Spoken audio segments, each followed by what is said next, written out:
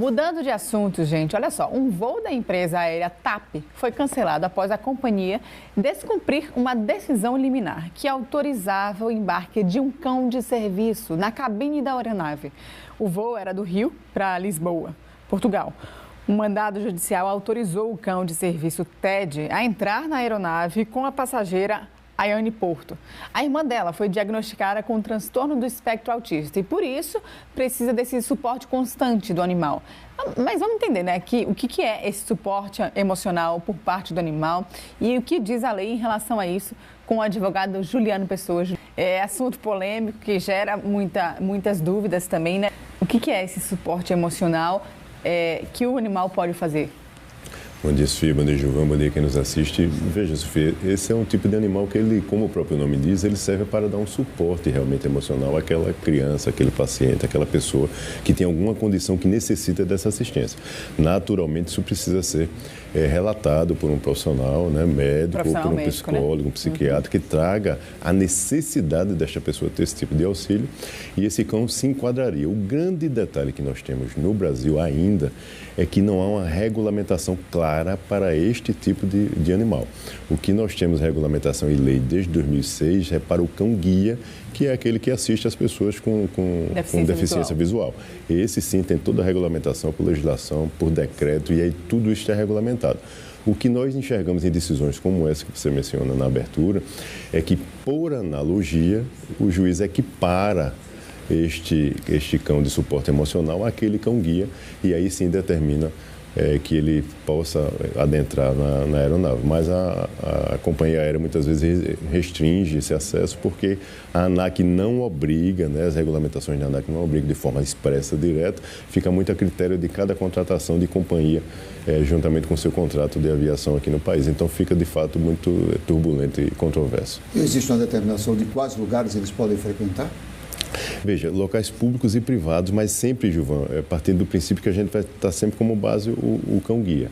Então, em regra, locais públicos e privados, ele pode ficar ali do lado, inclusive, né, do seu assistido, vamos dizer assim, até porque é condição sine qua non que essa pessoa tenha esse animal por perto o tempo todo.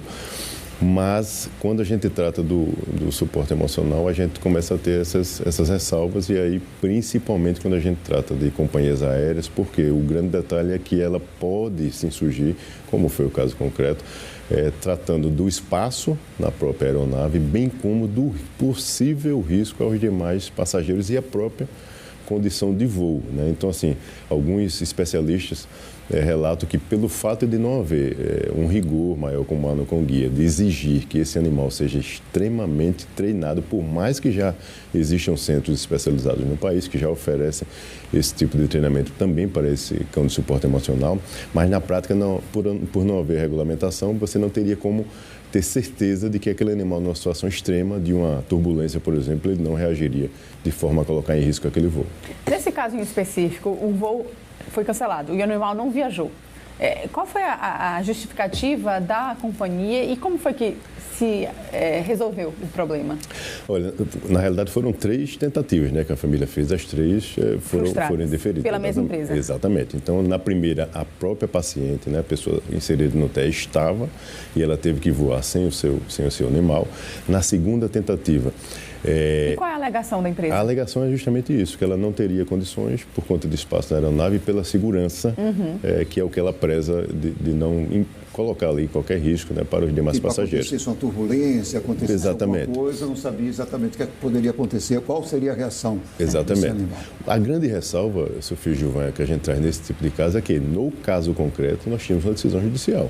Tanto que a Polícia Federal foi chamada para poder notificar aquela companhia, autuar aquela companhia. Decisão e, em tese, decisão judicial cumpre-se. Por mais que seja uma companhia internacional, ela estava em solo brasileiro, ela faz voo com origem aqui do Brasil e ela também está distrita, ou seja, está normalmente regulada pela Agência Nacional de aviação do país e as demais normas e legislações do país. Então, não deveria se descumprir uma decisão judicial. Mas a alegação da companhia foi isso, essa questão de segurança. Na segunda vez também? Na segunda vez, porque a paciente já não mais ela já tinha viajado e era a irmã que estava querendo levar. E aí a alegação foi que, não, você não é a pessoa que necessita dessa assistência. Então, o animal ele pode ir no bagageiro, mas não dentro da cabine. E na terceira tentativa, ela cancelou o voo. Então, ou seja, veja que situação de fato drástica, né? Então, assim, é muito nebuloso ainda esse contexto de regulamentação e a gente ainda vai ver muitas discussões. Mas vale trazer aqui uma informação recente.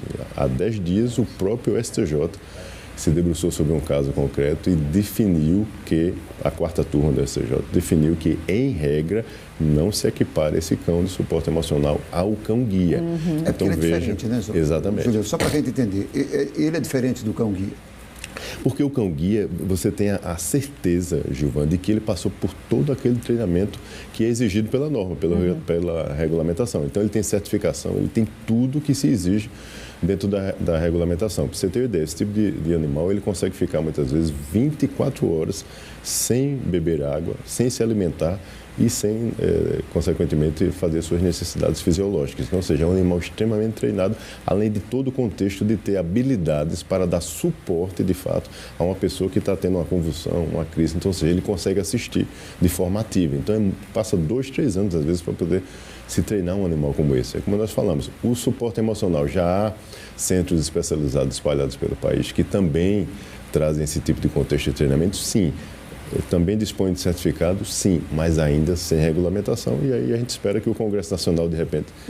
Mas existe, nesse momento, um embate, né? Tem a questão da lei, que a gente entende, da falta de treinamento desse cão, do adestramento desse cão, de tudo que ele passa, e é necessário ter essa certificação. E, ao mesmo tempo, tem o lado emocional dessa criança, né? Que, na reportagem, mostra-se o avanço que ela teve ao ter aquele animal ao lado. Uma criança que não fala, que não tinha praticamente oralidade nenhuma, assim, não tinha ação nenhuma, e com o animal ela cresceu, né? Exato, é um autista não verbal, como você destaca, né? Grau 2, 3. Então, veja, tem uma questão humana aí de sensibilidade. É por isso que eu acho que é necessário uma lei que possa definir melhor. Exatamente. E essa discussão precisa ser amplificada, eu diria, na sociedade como um todo, e também no meio dos especialistas dessa área. Então, se a segurança a gente compreende, de fato é muito arriscado, né, qualquer tipo de reação inesperada dentro de um voo, mas, por outro lado, como você fala, o dano que está sendo causado a essa criança, 45 dias afastada desse animal, só o animal perdeu vários quilos. Imagina essa criança, o que é que ela está passando. Rapidinho para a gente concluir. Nessa lei também tem a questão de quem vai com essa pessoa de uma necessidade especial, que tem desconto na passagem, não tem? Ótimo, essa pergunta é muito pertinente. Veja só, essa é uma regulamentação da ANAC que versa sobre pessoas que têm necessidades especiais. Sim. Deficiências variadas, idosos, gestantes, lactantes. Então, estas pessoas têm a possibilidade, por limitação na sua condição, de ter um acompanhante consigo. E esse acompanhante ele tem um desconto por regulamentação da ANAC e ele vai pagar no máximo 20% do valor que a pessoa pagou. Então, a pessoa paga normalmente e esta pessoa paga até 20%.